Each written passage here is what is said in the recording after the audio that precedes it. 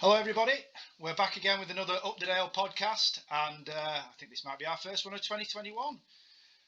We had put some feelers out into the social media world and tried to delve into the professional player ranks again, and we've been absolutely delighted to get somebody who has links to both the professional game and the Palace Shield. Big welcome, Toby Lester. Thanks for joining us. Hi guys, how are we doing? Very well, thank you. We're also joined by my usual co-host, Mr. David Maguire. Dave, good evening. Evening, Neil. Evening, Toby. Hope everyone's well.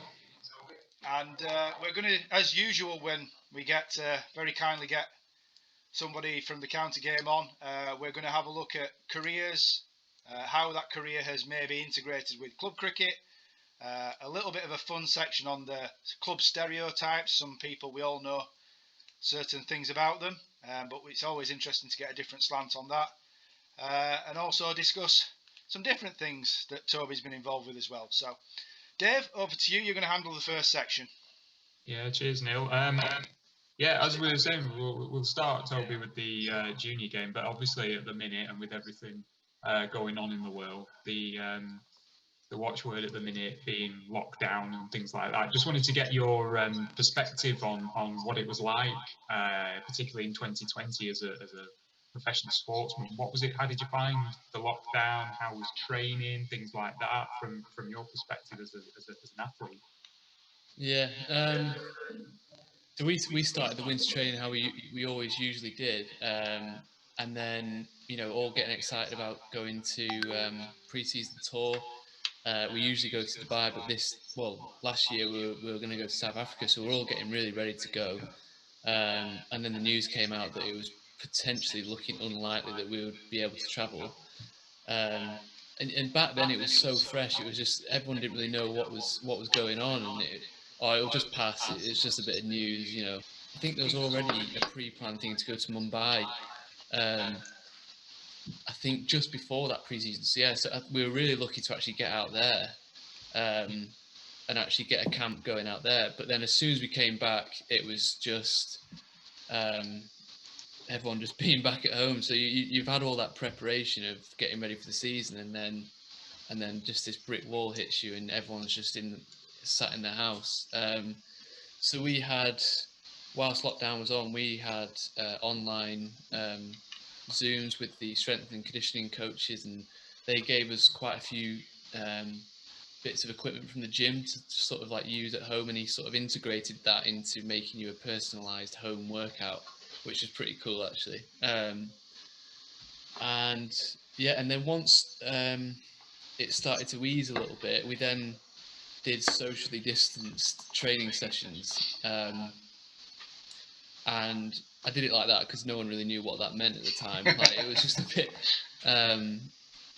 if you think about it, I know it seems a little bit of the norm now, but having your own set of cricket balls to turn up to a professional training session, and the coaching staff, doing fielding drills with you, they have to put a rubber glove on, throw the ball out to you, and they can only be doing some fielding stuff with you personally, one at a time. Change that glove, put another glove back on, sanitize the other mitt they've got, and it was all a bit surreal. Just the bowler's only bowling into the net, and then just picking your ball back up after you finish bowling, just to get our loads, just to get our bodies ticking over with bowling. Yeah. Batters couldn't pick the ball up, so they just had to whack the ball back to you. Whack the ball back to you, which I absolutely hate in nets. But that's what. Yeah, it was just a really surreal experience to go through, because we were set out at Chesterborton Hall, which is pretty overlooked with houses. So there was quite a few people, obviously, because they were just in their houses themselves, just like watching over, and you were conscious all the time, like of being too close to someone, trying to keep that 2 meters distance. But I don't mind saying it on here, like once you're in that environment, you forget about it a little bit. Yeah. And then you think, oh god, right, I need to be 2 meters away and stuff like that. So it was strange, but we adapted pretty well and pretty quickly to it, really. But yeah. Just building on from that, how did you find playing matches during the summer? And do you think any of you talked about some of the restrictions that, for example, we had in our club matches, for example, having to sanitize regularly and people not being able to touch the ball or anything like that. Do you think any of those changes or anything that you came across during matches during the summer were good? Anything that you found was particularly frustrating that you wouldn't like to see come back? What did we have? We had constant temperature checks constantly, sanitizing pretty much. It felt like every 30 seconds. The one thing that got a little bit tedious was the sanitizing of your hands every 6 overs. We thought that was a little bit too much, because it just sort of interrupts the game. Like, it's just, you know, if from a bowler's point of view, you know, if you're building loads of pressure, like dot balls, maidens, wickets, all right, let's just go and have a nice little sanitizing break, and it just sort of cuts that. But then saying that, actually, it could work in your favour. You know, if a batsman in those 6 overs is absolutely whacking into all parts, and you can just have a bit of a break. But I think we asked if we could just have the sanitizers at each, just literally behind the stumps at each end, so it's just a quick, you know, whoever's near that end, just quickly do it, and then you're back in again. And sanitizing the ball as well. You'll get mixed reviews on this as well. I don't know. The balls that we were using, it actually helped make it swing more. Interesting. So we encouraged the sanitizing of the ball, to be honest. I don't know whether that was just a coincidence or not, but it always seemed to be the second team games I was playing for Lancs. It seemed to help the ball out quite a bit, actually. But yeah. I've got to say, from our point of view, we all obviously, even in club cricket, same principle, Toby. We were all wondering, would it help it swing? And obviously, I think one of the things I thought you might have mentioned there was about not being able to saliva and sweat on the ball, and whether that would have affected things. But I think a couple of times we sort of, you jokingly say, "Okay, yeah, that swung more." So obviously it was because it's sanitizer and stuff like that. But yeah, it was interesting to see whether anybody actually did get it to swing anymore. I don't think it was ultimately massively noticeable, but obviously somebody who has the skills to be able to swing it more possibly might be more noticeable from that point. Yeah, the using your forehead sweat to shine it, I just started getting really used to doing that. And I thought that would be one thing, like you say, that would be quite a big thing to sort of change. But I got that out of my sort of habit pretty quickly. And I think everyone did with that. Because I mean, it is a saliva, isn't it? You're putting that on the ball, that just passes it around so quickly, isn't it? So that is definitely something that needed to be in place. But I think everyone actually was pretty good at doing that. But yeah, the one, I think I then played a couple of games for Lytham, where the umpire said that only one person could touch the ball in the field. So obviously it goes through to the keeper, and then the keeper then has to pass it to one field, and that just got really annoying in the end. I don't know why it annoyed me, but I don't know. But actually, before that, it was the keeper was just throwing it back to me after I bowled it, and that felt a bit weird. Yeah. Cricket habits, I guess, isn't it, Dave? You know, we had the exact same conversation. I know it was encouraged to get it back to the bowler as quick as possible, but there was no clear indication given as to how that should be done. And I think we had one umpire, didn't we? I think it was Ed O'Donnell from Whittle, who basically said to us, no, straight back to the bowler every time, like you said, from the wicketkeeper. And it's just, I guess it's just not how things have been done. It was that historical, traditional type way of doing things, I guess. Yeah. So just thinking a bit more wider about lockdown and generally, did you manage to pick up any new hobbies or new interests while sitting? I mean, I used to cook and bake quite a bit when I was younger, but I mean, lockdown, I just went mad for it. I was making loaves of bread like every other day. I bought an Amazon Prime pasta making machine and just started making pasta and spaghetti and things like that. And they all actually surprisingly came out very well. So I was thinking of maybe even starting selling some out, but it was just things like that. It just keeps your mind ticking over because I mean I think everyone's felt the same, haven't they? Just enclosed in the house. It's just not a good space to be in, is it really? Just not being able to do anything. So yeah, baking and cooking and things like that. And just keeping up with my fitness just keeps ticking things over really. But yeah, that's about it for me. Yeah. all sounds very good. Yeah. So if we move, like as Neil said at the beginning of the podcast, to talking about how it all began for you, and we know you're a lad from Blackpool and sort of grew up in the region. Could you just tell us sort of your junior cricketing experience, clubs that you played for, etc., and that progression, if you will, up to sort of senior cricket? Yes, it all started at Fylde Cricket Club. It was a really sort of family-based club. Loads of kids there on kids training nights. Parents stayed in the clubhouse while you were training. It was just such a good feeling. I couldn't wait to get there after I finished school on training nights. And I think I was there playing like under 11s or under 10s or something like that. And I just remember I didn't really understand what cricket was. It was just something that I enjoyed doing, and I had this ability to bowl it a lot quicker than other people my age. But again, I still didn't really understand what was going on. I was like, I didn't really know why I could do that.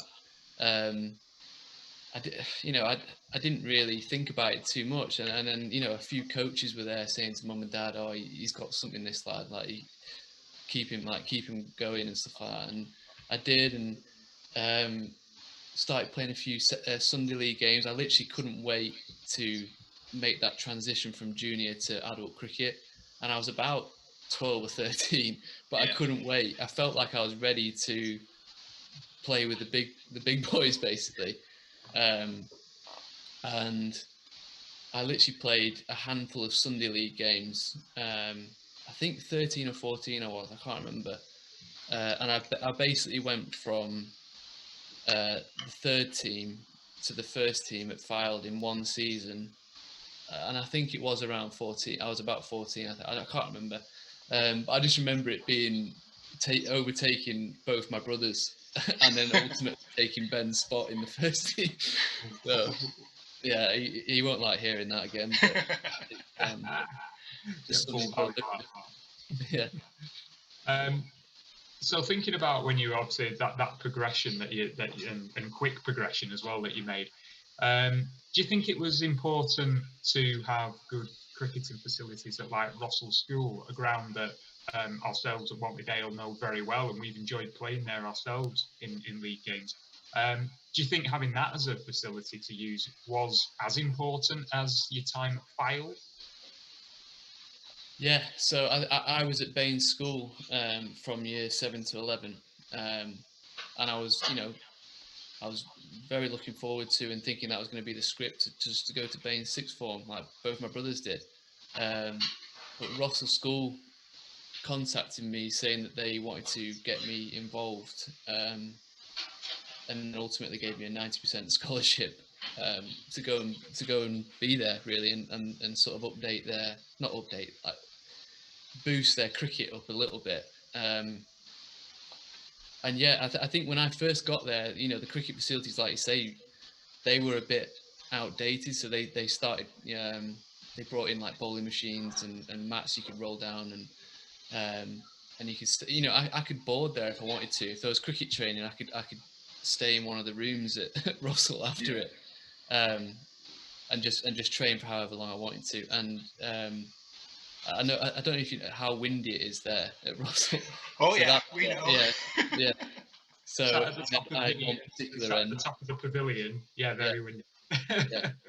So yeah, that's where I learned about how you can use wind to assist your swing and stuff like that. But yeah, I think that was a real sort of stepping stone for me and a really good move that I made to go to a public school like that. Because you just, I know it sounds really sort of cliche, but it is who you know. I really do believe that, and I think I was put in the shop window a lot more because I was at Russell, and it sounds awful because it shouldn't be like that, Yeah. but it definitely was, and I just got boosted up a bit quicker than I probably would have been, you know, if I just stayed at Baines, because it was like proper Saturday cricket. Like you know, you wear blazers to turn up to, and you have lunch and tea and things like that, and you start thinking that this is actually what I want to do now. Yeah. So then that was where yeah, I think that's where it all started for me, really. Do you It's think interesting. Sorry, Dave. Go on. I was just going to say, do you think it's those types of matches that, you know, like you say, give you a bit more exposure to sort of, you know, the wider, you know, wider cricketing public, if you will, like coaches and people like that, as opposed to, you know, for example, like a first or second 11 match in the Palace Shield? Do you think there's more sort of weight given to those sorts of public school games? Uh, that's a good question. I don't know because it just depends. You know, it depends who's watching. It depends who's at that club or school. You know, if you're in the right place at the right time, you'll be doing well. But I don't know if it lends itself to being more fruitful being at a public school. In terms of what you were saying, you know, who you're coming up against and things like that.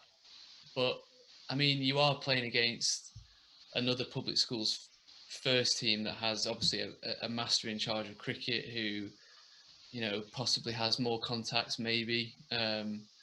But then there's clubs in the Palace Shield that have got coaches that work with Lancashire. So I think I made my sort of break because Fox Andrews saw me play for Fylde, and then he then got me going in the foundation. What's it called? Why did I call foundation? I can't remember what it is now. But yeah, basically like the stepping stone to Lancashire. So like the you play for Wyre district and things like that. So he sort of really got it going in that way as well. But and that was just me playing at Fylde, so a bit of both really, I think. All I was going to say is I was recently having a conversation on Twitter, and I can't remember who with now. In fact, it ended up being Dean Headley.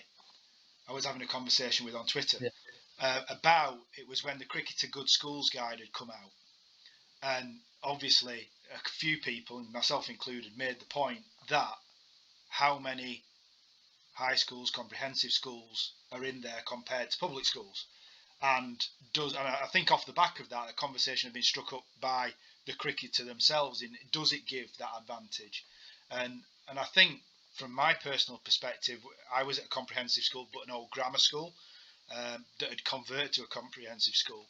So we played against a lot of grammar schools, Queggs in Wakefield, Bradford Grammar, Harrogate Grammar, and I think you touched upon it, Toby, in terms of how much you could put into your practice, and the facilities allowed you to develop your game. And I think more than anything else, having specific coaching and having those facilities must give some.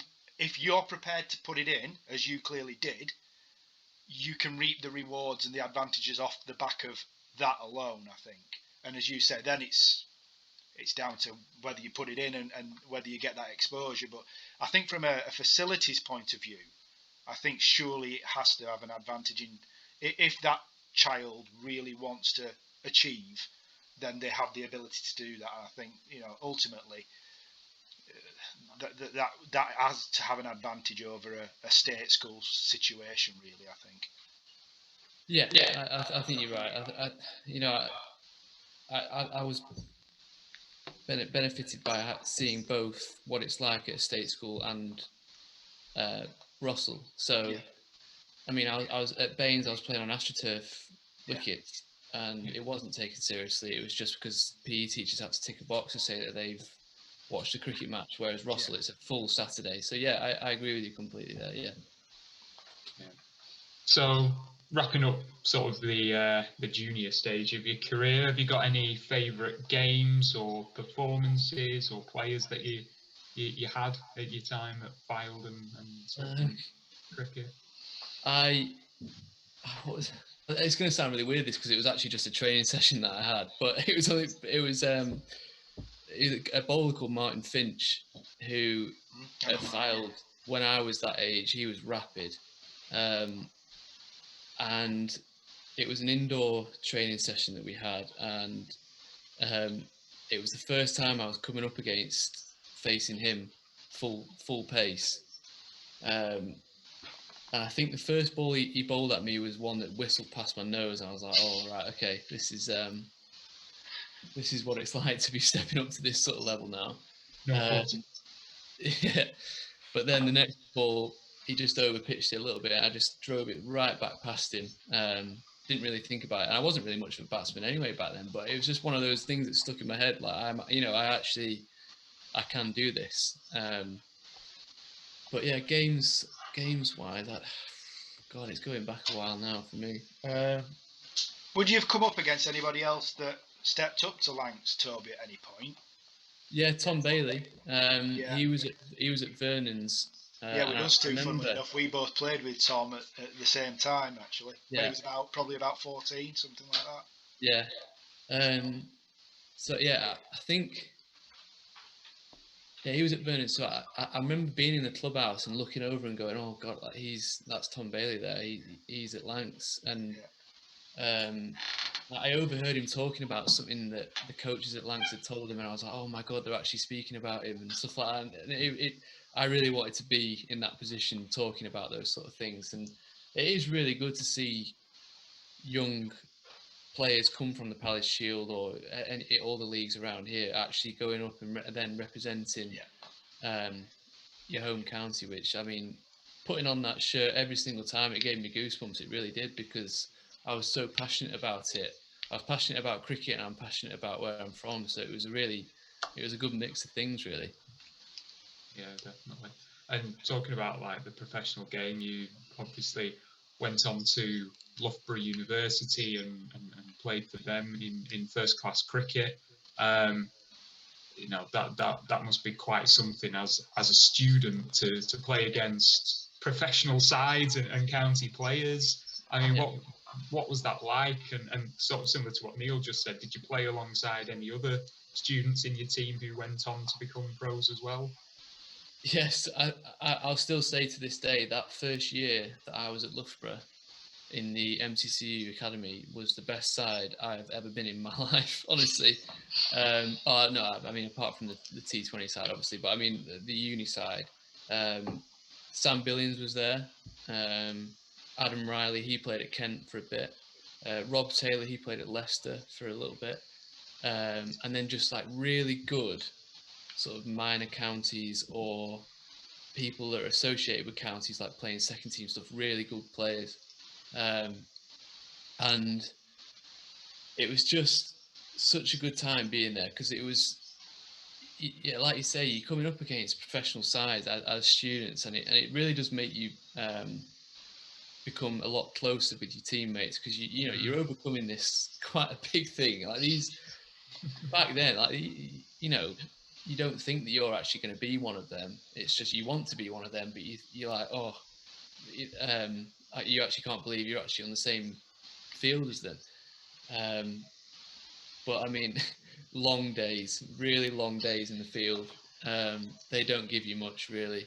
I think they just use it as a bit of batting practice, and the coaches see that as well, and then just let the bowlers have a little bowl out. And we're there taking it really seriously. But it was a massive eye opener, because I think uni cricket I did really well at, and I got some really good stats and figures from, and then literally the fixtures come out and you're coming up against Sussex, Nottinghamshire, and it's just a real sort of, you got to step up for that. And my first year, I came on like third change bowler, and I just got whacked around. And I was, it was just a bit.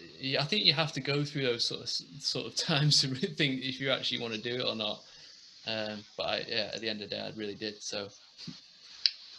And just on that sort of MCCU system, obviously it's changed a bit in recent years. Just what's your view on it, and do you think it was ultimately useful for young players? Should it have continued as it was?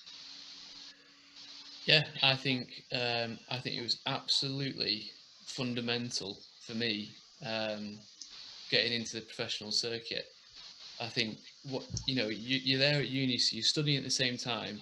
But honestly, because I've done it now at Lancs, the training schedule that I had at Loughborough was pretty much exactly the same. So Monday, Wednesday, like during winter, Monday, Wednesday, Friday with gym days, added with a little bit of cricket on there as well. So in the evenings, would all turn up at the cricket centre, which at Loughborough was absolutely unbelievable, by the way. And then you'd have like Tuesdays and Thursdays sort of running as a squad, or I think we did some like sprint training and things like that. And then as it progressed on, pre-season, you'd be out in the nets, middle practices, fielding sessions. And it was, honestly, it was like we were students, but we were actually training how professionals train. In terms of whether those games should be classed as first class, I think they shouldn't really. I mean, because they go towards your stats, they go towards the professional players' stats as well. And there's some uni players that got onto the MCCU scheme that weren't really in it. They weren't really wanting to be professionals. It was something to do. And they're coming up against these pro batsmen who are just hitting them out of Sussex or out of Nottingham like every ball, and it's boosting up their stats, and it doesn't really give a really clear representation of how they are as a pro player. Really, I don't know. If I'm wrong there, I'm wrong, but that's my opinion. I don't think they should have really been classed as first class games, but as an actual scheme to get you into the professional game, I couldn't recommend it any better, honestly.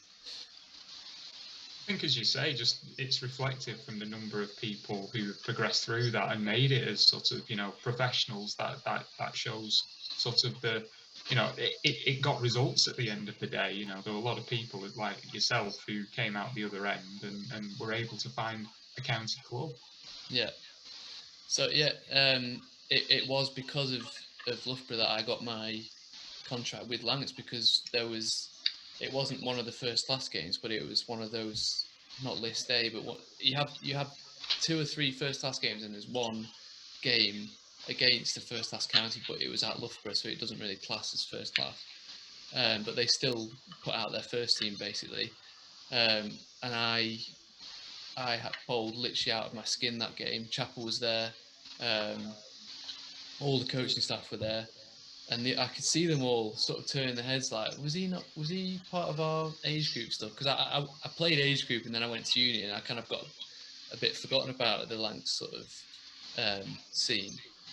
And they were all like, oh, I'm sure that's Toby who used to play for it. And then I got some second team games from that performance, and then got a scholarship contract, and then 6 more years as a pro. So it was that game. Being in the right place at the right time. Definitely. And you touched on it there about sort of being recognised by Lancashire, and then you mentioned earlier you made your championship debut for Lancashire in 2015 against Essex, and you did briefly mention how proud you felt. I mean, that must have been quite something when you'd have made it into the professional ranks with your home county, and you were about to play that first game for the county. It must have been quite something, quite a journey. Yeah, I mean, I've just got goosebumps now. You saying it. It was a phone call I got from Ashley Giles. I was just playing second team stuff. I was doing all right at it, but I wasn't really standing out or progressing how I would have liked to have done really back then in my scholarship year. But literally out of the blue, call from Ashley Giles saying you're in the 13-man squad to go up against Essex. at home, can you come to training tomorrow, please? And I'm just, yeah, okay, absolutely.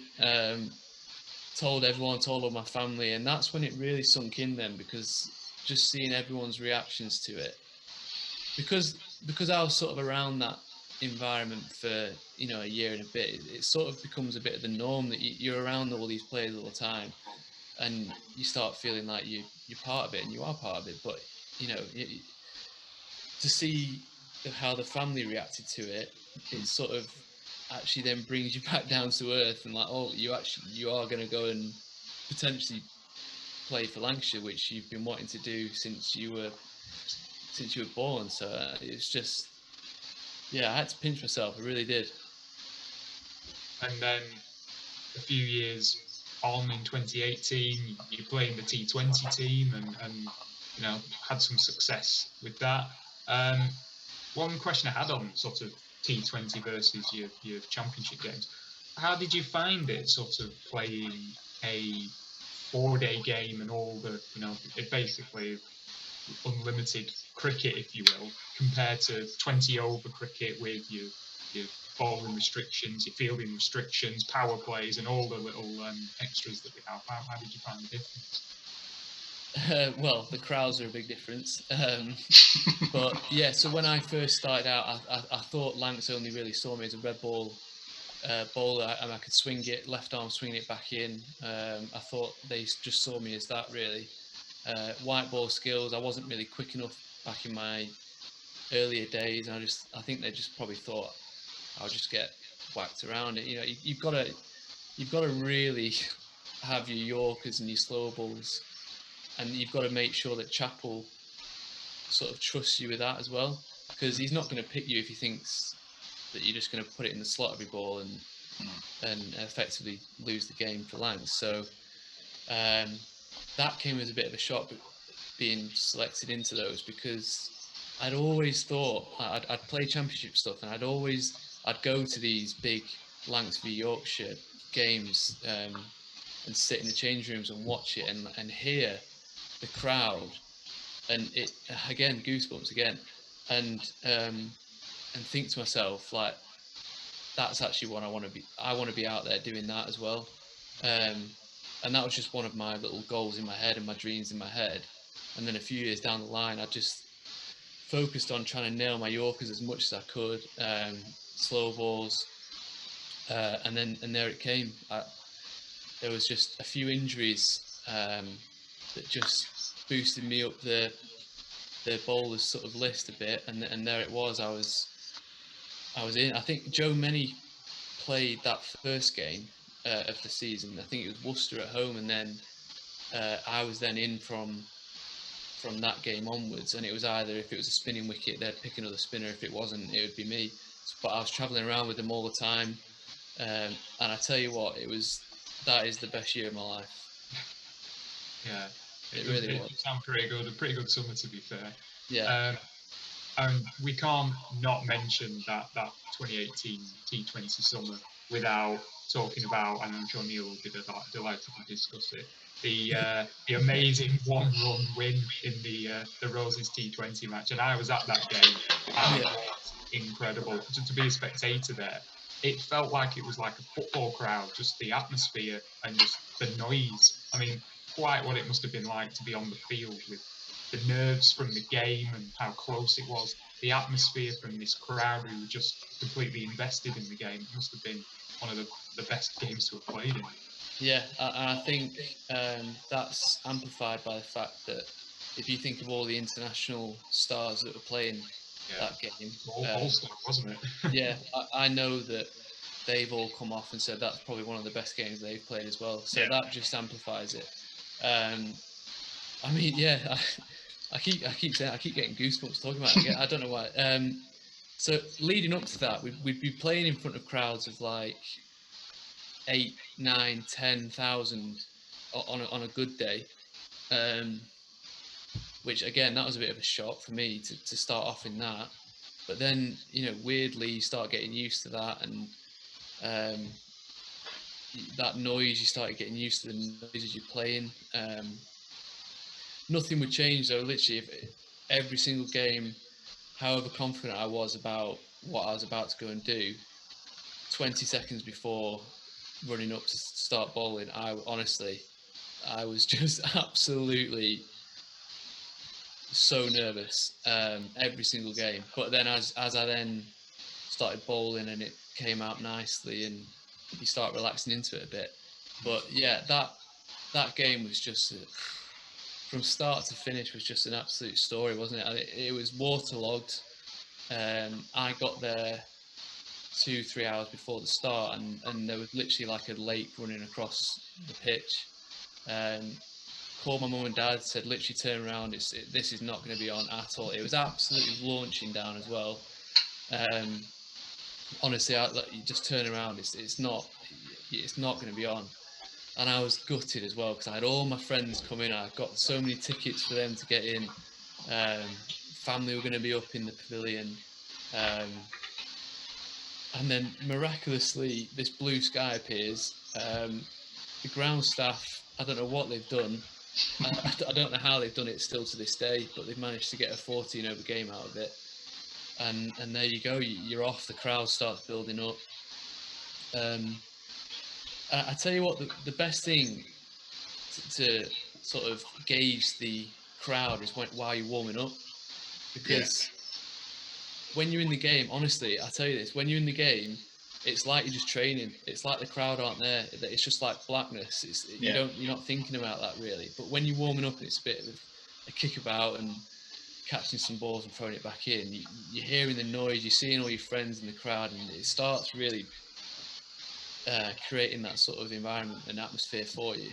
And then, so then Chapel tells us what the squad's going to be. Toby, you're playing. Right, okay, wow. I'm playing with Butler's come back, Faulkner. No, Faulkner wasn't. Was Faulkner playing that? It's all a big blur, this, really, for me. But it was just looking at their side, like Root and Bairstow,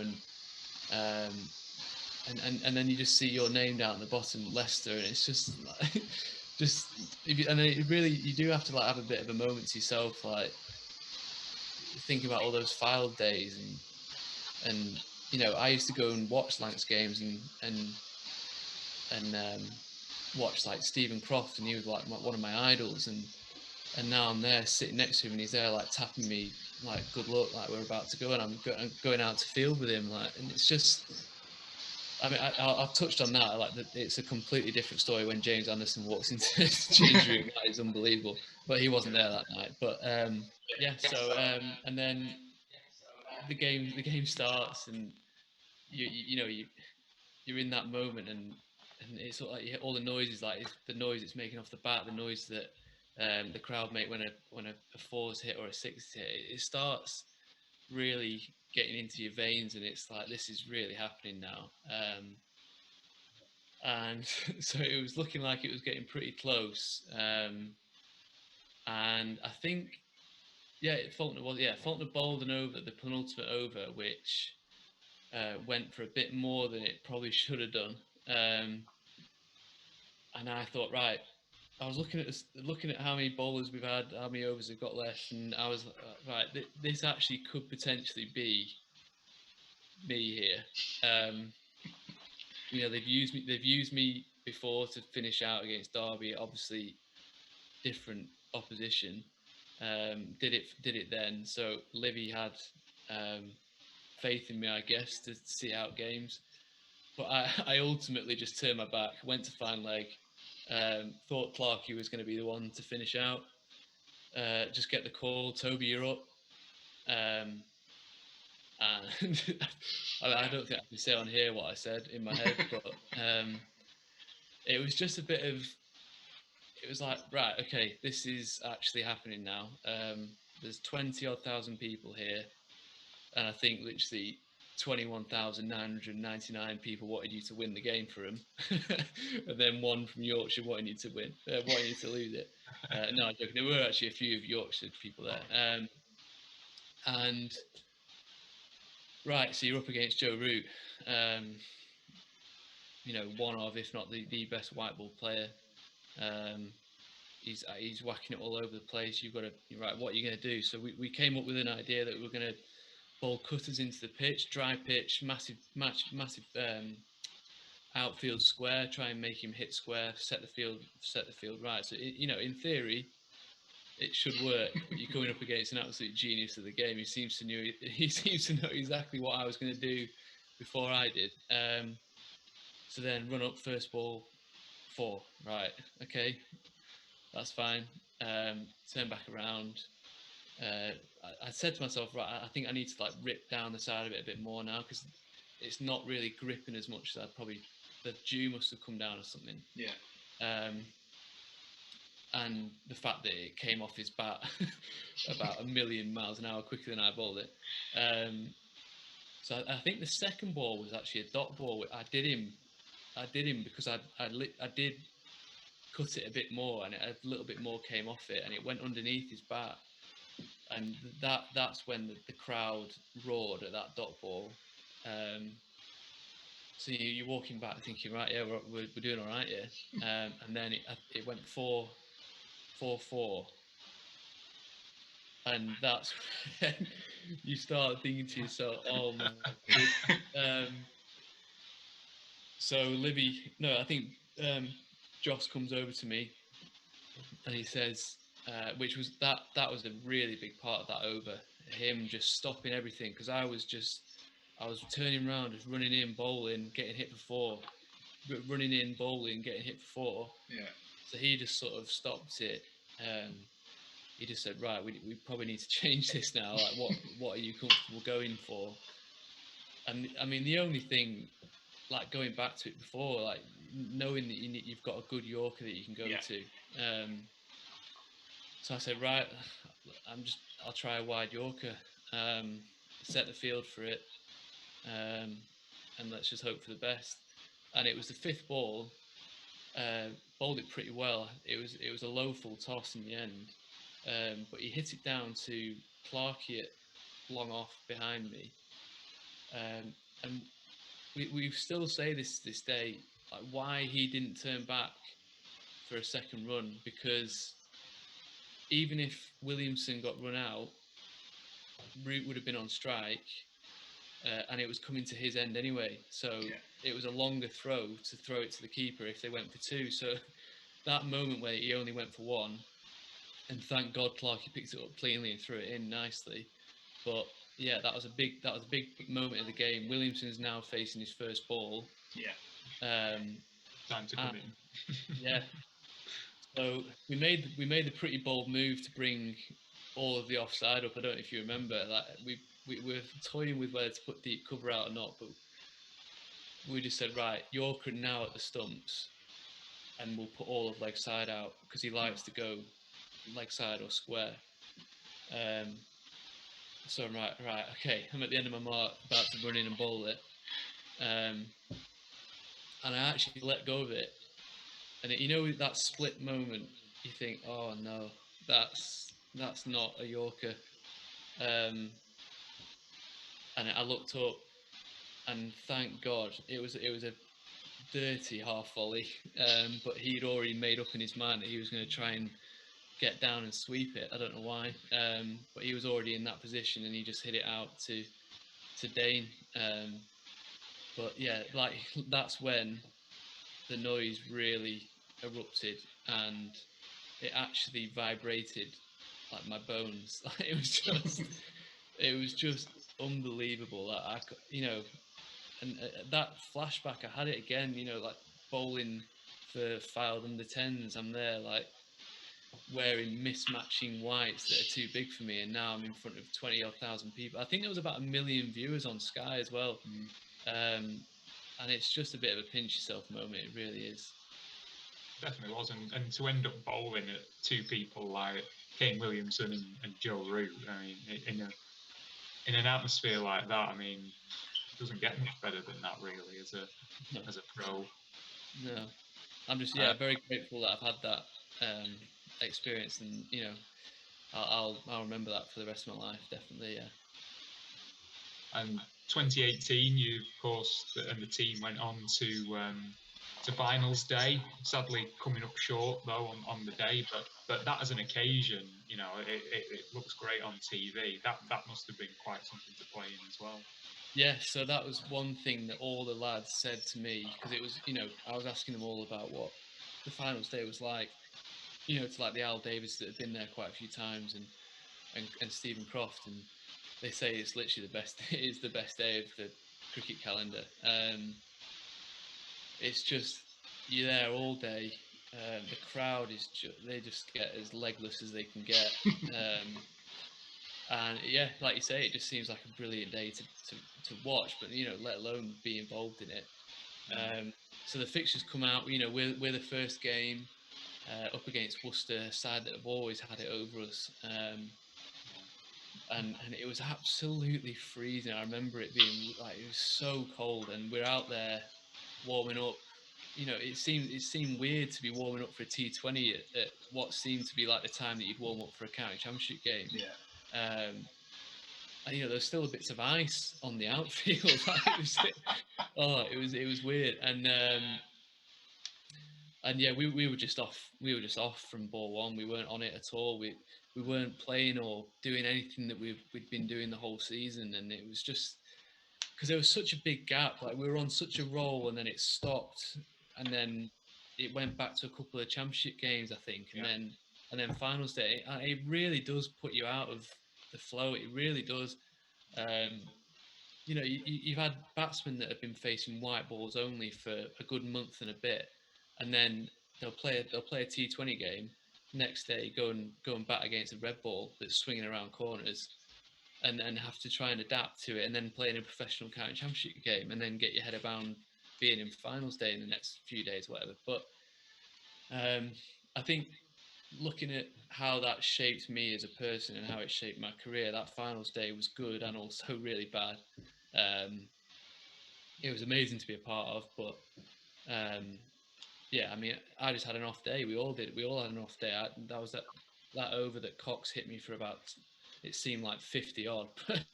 It just, yeah, it led to a lot of hatred and messages that you shouldn't really be receiving on Twitter and things like that, which, that's one thing that doesn't really get spoken about. Like, is you've come up from all these junior cricket games, all you want to do is be a professional, but you don't really get spoken to about actually you're in the limelight a lot here. Like there's a lot of people that want you to fail, and when you do fail, they will let you know about it. But unfortunately, that happened, and I mean, yeah, it was just one of those. I mean, looking back at it, I wouldn't change a thing, but it was just that bit, just put a little bit of a damper on it, but it's part of it, I suppose. Do you think there's anything that can be done about that from sort of like I guess in sport in general? As you say, people don't know you as people, but they feel they can comment to you directly on how you've performed, and as you say, some of it probably not very welcome and probably very harsh as well, to put it mildly. I mean, is there anything you feel that should be done for sort of to help cricketers and other sports people to deal with social media?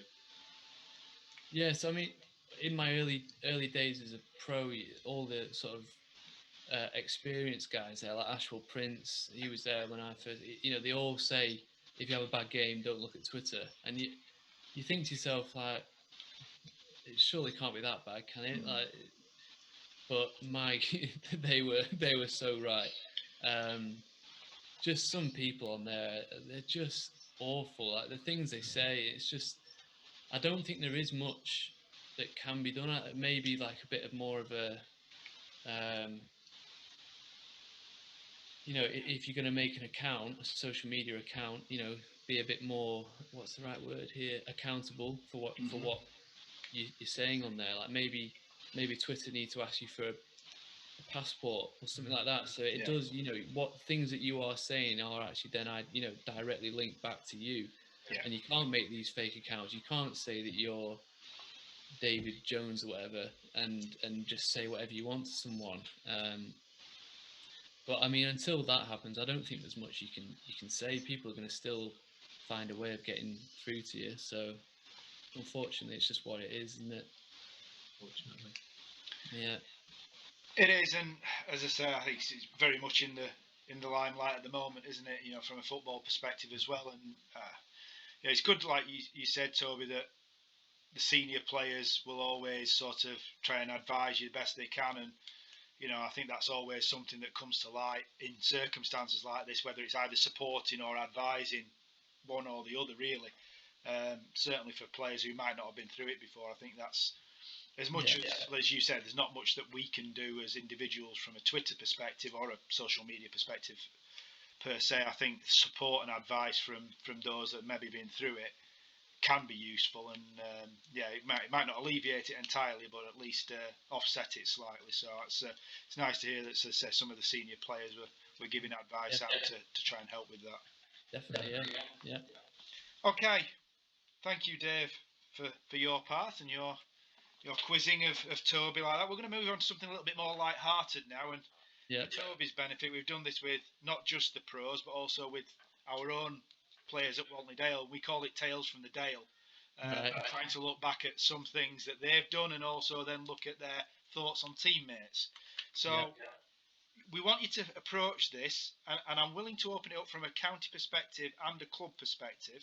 Right. So thinking back to Fylde possibly. People that you've come across that would fit these stereotypes. So be as candid as you like. You can really drop people in it here. Yeah. They are typical club cricket. Oh, they are. Yeah, you will have come across people like this all the time. Yeah. First one, who would be most likely to forget their subs? Well, it's whether they actually forget or they actually what's the word? Well, the tie is what you're trying to say here, Toby. Somebody who's a bit tight. Yeah.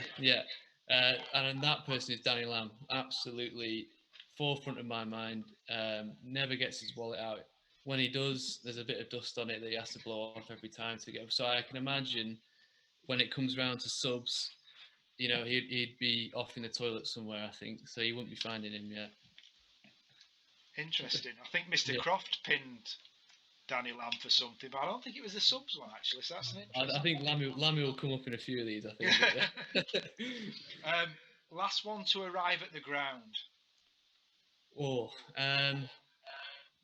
The only thing I can say again, sorry, this is county again. Tom Bailey he's always on literally 1 second to go that he needs to be there, turning up in his socks and sliders. So I can imagine that if there were to be a time that he'd be turning up to a game, it would be him that would be late. Yeah. Sounds like Tom from his Birmingham. Yeah, Mr. Laid Back. Yeah. Never done anything at prompt pace, that's for certain. Yeah. Right, next one is I keep coming out with this one. This is one from my own heart. One most likely to fall out with an umpire.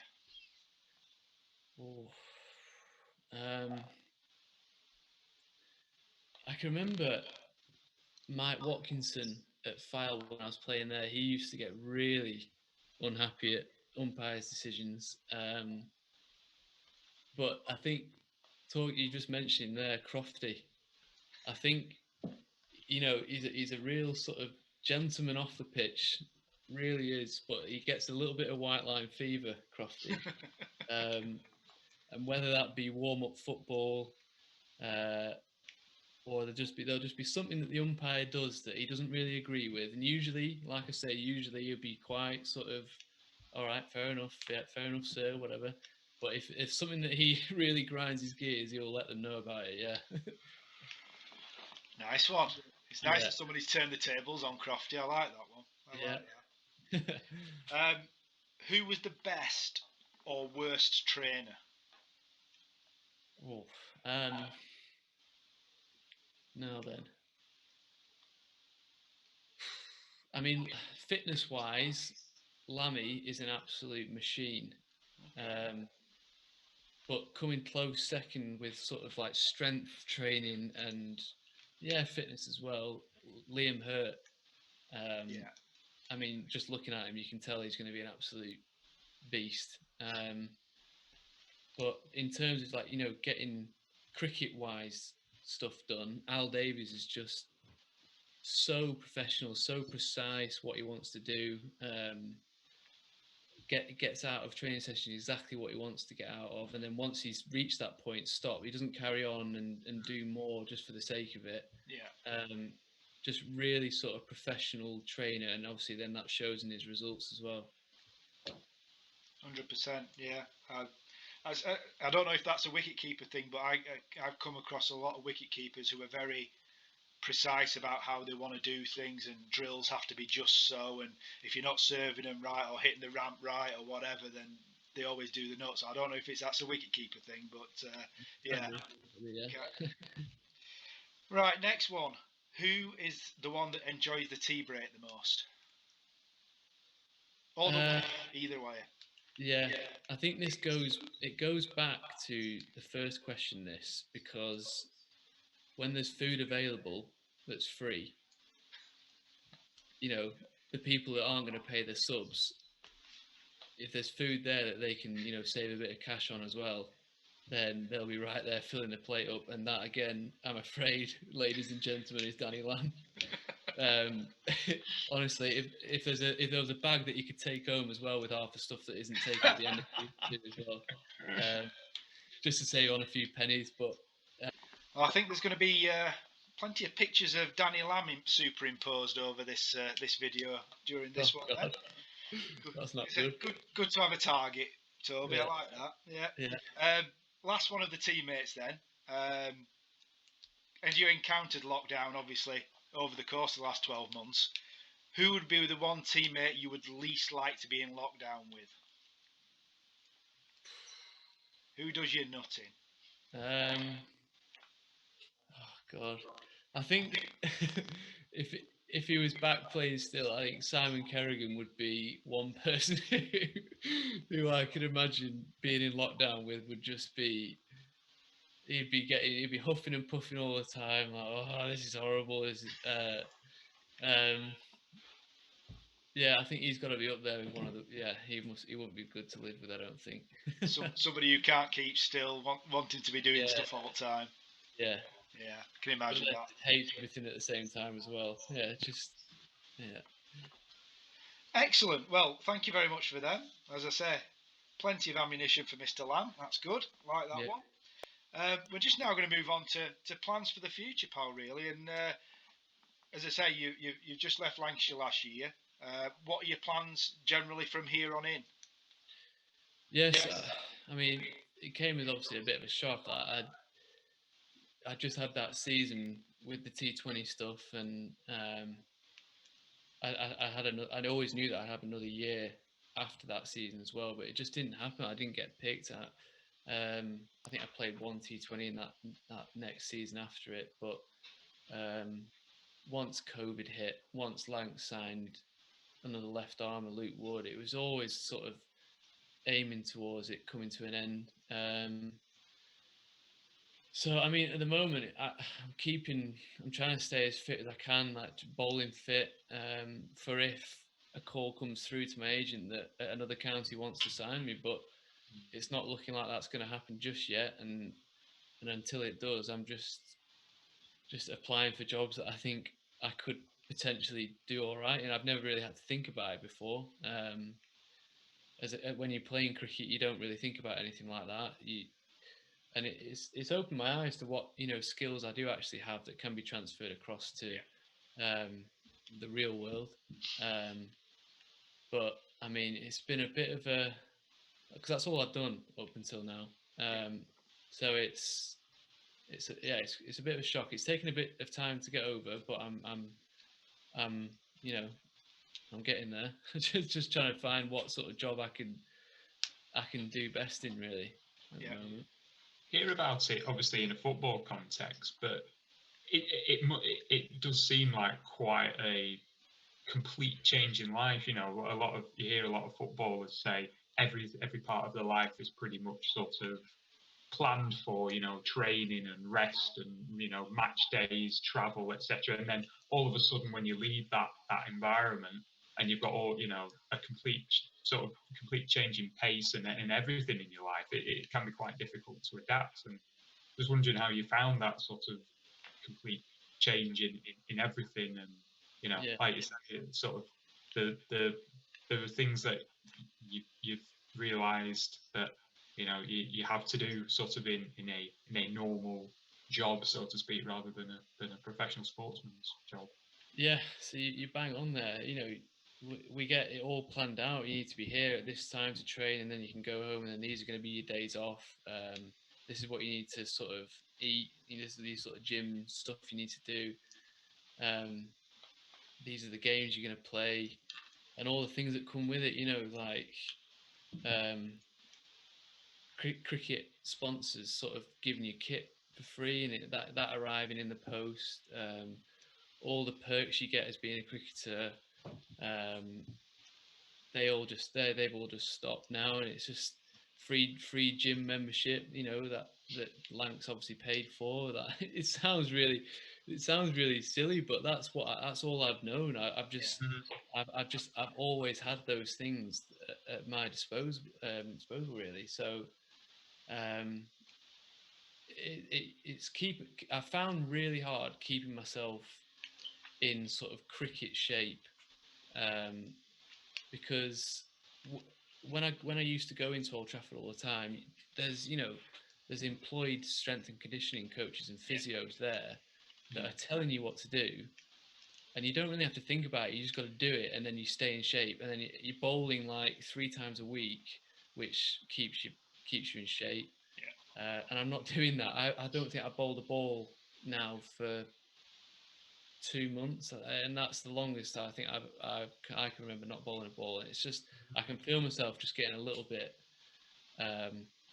out of it a bit, but just having that constant support, I think, is what I'm missing. It does feel like you've just been pushed out into the open a bit, but I mean, I've got good family and friends around me. It's just Ben, my big brother, he's in the business world, and he's doing really well, and he's going to help me as much as he can to get me somewhere. So it's good to have him. Yeah.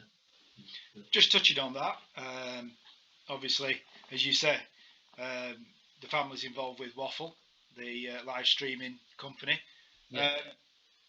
Has that been something you've touched on it there? Has that been something that, from a business perspective, has been good to be involved with, and like you say, opened up different areas, and whilst also still having that element of cricket or sport related to it? Yeah. That it kind of knowing that we've got that to fall back on, and that's something that I can fill my day a little bit up with, helping Ben out with that. Yeah, that's obviously really good to have, and if it does kick off, then financially that could support me as well, and Ben as well. But I mean, COVID's just hit it so hard. It was just about to really kick off, and we were at that expo. The interest we got from that was huge, and we felt like we were really up there with this sort of My Action Replay and companies like that, and I think we still are. But COVID's just hit really hard. It stopped the cricket season. There was a few games that went on, weren't there? But actually, looking at it in a more positive way, we've now had time to actually make the product a lot better, cheaper again, and we're looking to get it sort of launched again, sort of pretty soon, I think. But yeah, it's good to have that to have in the background. Yeah.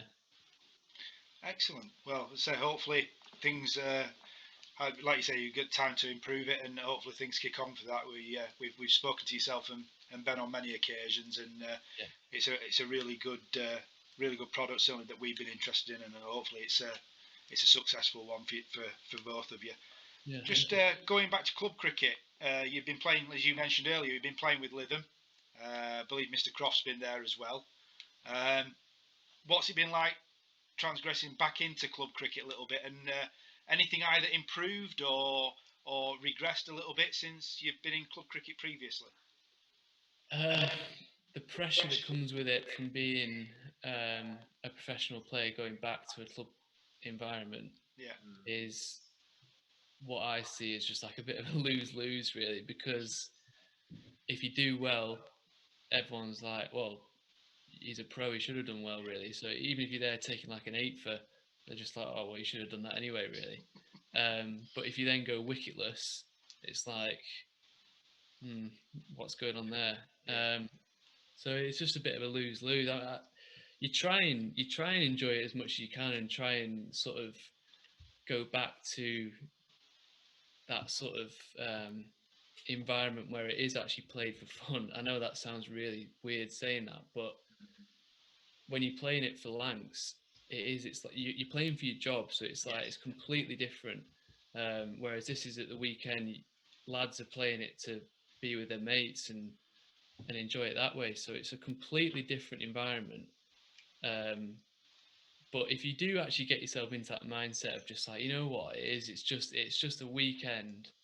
It's a weekend game, just with my mates, just try and just play it as that. But it's hard when obviously you keep getting reminded all the time when you're batting and stuff that you've got the red rose on your helmet and stuff like that. And Like almost like a target. yeah, exactly. Yeah, it is. But I think that's the one thing that's really stood out to me, just being the professional in the amateur game. So yeah.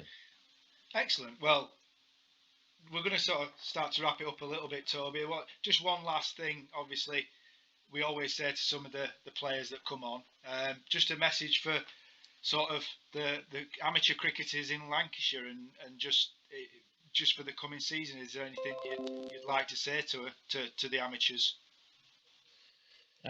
Just keep enjoying it. I think obviously COVID's hit that hard that it has turned the game into a bit of a wipe the ball down, sanitize your hands, but just at the end of the day, you're still out there with your mates, and you are trying to win that game of cricket. But ultimately, you're there with your mates, and the banter's flying around, and use that time to be out of your house and enjoy it.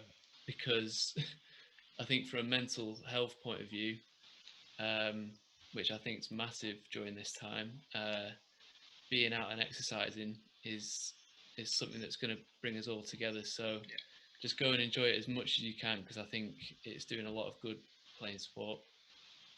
100%. I think we both felt that day, didn't we, when we started in July last year, as you said, Toby, just being there with your mates. The first match, we were rained off. We were just stood in a car park. But it was so good to be stood in a car park chatting to your mates again. It was brilliant. So, absolutely. Couldn't agree more on that. Yeah. Well, that's us done. Toby, many, many thanks for coming on. Really appreciate your time. Thank you, Toby. No, it's fine. Thanks for having me. Dave, thank you very much. Thank you, Mr. Harvey. We shall be back again soon with another player who we've got lined up. We won't reveal that yet because I don't think we've revealed it on social media yet. So we have got some more in the pipeline. So you'll be seeing more from us soon. So thanks again to Toby. Thanks again to Dave. And this has been another Up the Dale podcast.